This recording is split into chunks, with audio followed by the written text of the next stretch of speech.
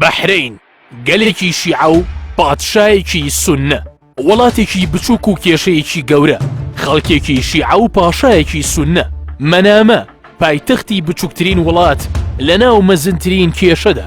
هەندێکی کوردی هەیە دەڵێت ماڵ خۆی ماڵ نەبوو، میوانیش ڕووی تێکرد.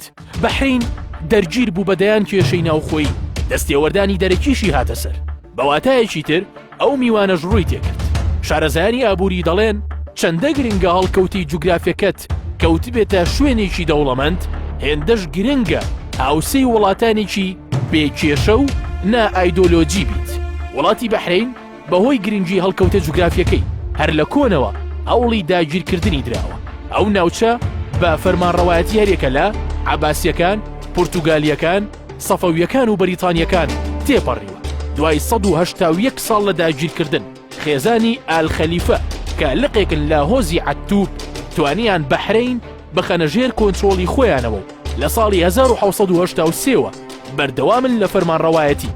بەریتانیەکان لەگەڵ بنەماڵی ئالخەلیفە هاوپەیمانەتیان پێکهێنابوو. ئێران لە نێوان ساڵەکانی 1820 تا ساڵی 1936 بە ئاشکرا دژی ئەو هاوپەیمانێتیە بوو لە دژی کاری دەکرد، چونکە ئێران هەمیشە بەحرینی بە خاکی لە مێژینەی خۆی زانیوە. گەڕیدە و جوگرافیناس جەیمس سیۆدۆر دەڵێت شای فارسەکان ساڵی 1967 هەوڵی داگیرکردنی بەحرینی داوە بە پاساوی ئەوەی بەحرین لە کۆندا لە ژێر دەسەڵاتی فارس بووە و خاکی ئێرانە. بۆ ئێران دەستوەردان و تەداخولکردن لە بەحرین ئاسان، چونکە لە سەدا هەفتەی خەڵکی بەحرین شیعە مەزهەبن و لە ڕێگەی ئەوانەوە چالاکیەکانی ئەنجام دەدا. پاساوی ئێران بۆ دەستێوەردان پاڵپشتیکردن بوو لە هاوڵاتیانی شیعەی ئەو وڵاتە. ساڵی 1923 کۆلۆنێل لۆکس، کۆلۆنێلی بەریتانی، لە ڕێگەی نامەیەکەوە وەزارەتی دەرەوەی بەریتانیا ئاگادار دەکاتەوە کە ئێران چاوی لە سەروەربوون بەسەر بەحریندا هەیە و پاڵپشتی هاوڵاتیان تەنیا پاساوە. ساڵی 1946 پەرلەمانی ئێران ئازادی مامەڵەی بەدەوڵەت بەخشی بۆ گێڕانەوەی سیادە بەسەر بەحریندا. ساڵی 1957 ئێران بەحرینی بە 14یەمین پارێزگا ڕاگەیاند و چەند کورسیەکی پەرلەمانیشی بۆ دەست نیشان کرد. ساڵی 1968 بەریتانیا و ئێران ڕێکەوتن لەسەر ڕاپرسی لە بەحرین تا خەڵک چارەنووسی ناوچەکە یەکلایی بکاتەوە. ئێران بە هیوای دەنگی شیعەکان ڕازی بوو، بەڵام بەهۆی سەردانیکردنی عیسا کوڕی سەلمان ئالخەلیفە بۆ لای مەرجەعی شیعەکانی عێراق تا شیعەکانی وڵاتەکەی ڕازی بکات سربەخۆ بن و ئەویش پارێزگاریان لێ دەکات. دەرئەنجامی ڕاپرسیەکە لە ساڵی 1970 ڕایگەیاند. بەحرینیەکان بڕیاری سربەخۆییان داوە. محەممەد ڕەزا شای پەهلەوی یەکەم کەس بوو قبوڵی کردو دانی بە سربەخۆیی دانا. شۆڕشی ئینقلابی شیعی ئیسلامی ئێران لە ساڵی 1979 هەموو شانۆکەی هەڵگێڕایەوە.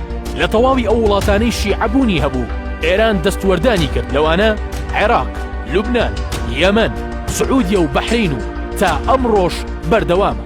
ساڵی 1981 هەوڵێکی کودەتا بە سەرۆکایەتی هادی ئەلمەدرەسی شکست دەهێنێت.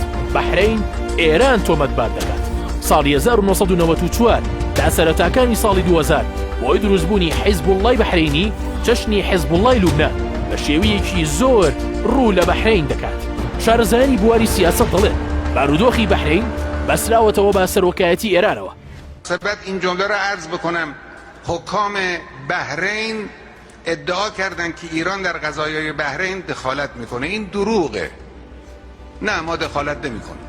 ما اونجایی که دخالت کنیم صریح میگیم. تاثیرکردە زیاتر لە ژێر هەژمونی شیعە و ئایدۆلۆجیەت دابێت، دەستێوەردانەکان زیاتر و ڕەوشەکانیش ئاڵۆزتر دەبن. دوای شۆڕشەکانی بەهاری عەرەبی شیعەکانی بەحرین دەستیان کرد بە کردەی ناڕەزایەتی. ئەو کاتە لە ترسی هەژمونی ئێران و استراتیجی بەحرین بۆ وڵاتی سعودیە، دەوڵەتی سعودیە هێز ڕەوانەی ئەو ناوچەیە دەکات بە ناوی دەرعە جزیرە. ڕەوشەکە هێندەی تر ئاڵۆز دەبێت. بەحرین ساڵی 2016 مافی هەوڵاتی بوونی لە شێخ عیسا قاسم سەندەوە کە مەرجەعی گەورەی شیعەکانی بەحرینە. ئەمەش ناڕەزایەتی و خۆپیشاندان و مانگرتنی شیعەکانی بە دوای خۆی داهێنا و ئێران لەسەر ئاستی باڵا دژایەتی بۆ ئەو بڕیارەی دەوڵەتەکەی ئالخەلیفە ڕاگەیاند. آقای شیخ عیسی قاسم رو مورد تعرض قرار دادن. این بلاهت اونها رو نشان میده. شیخ عیسی قاسم کسی بود که تا امروز، تا وقتی که میتوانست با مردم حرف بزنه، مردم را از حرکات تند و مسلحانه جلوگیری میکرد، مانع میشد. نمیفهمند که با کی در افتادن. وڵاتی بەحرین لە 4 پارێزگا پێک دێت. ژمارەی دانیشتوانی بەپێی ئاماری ساڵی 2019 1,450,000 کەسن. زمانی فەرمی وڵات عەرەبیە، 53 دوورگەی تێدایە. ساڵی 2012 بە پایتەختی فەرهەنگی وڵاتانی عەرەبی دیاری کراوە. پایتەختی وڵاتەکە شاری مەنامەیە. ئاینەکانی ئیسلام، مەسیحی و یەهودی تێدا دەژین و زۆرینەیان شیعەن، بەڵام پاشای وڵات و خانەوادەی دەسەڵات سوننی.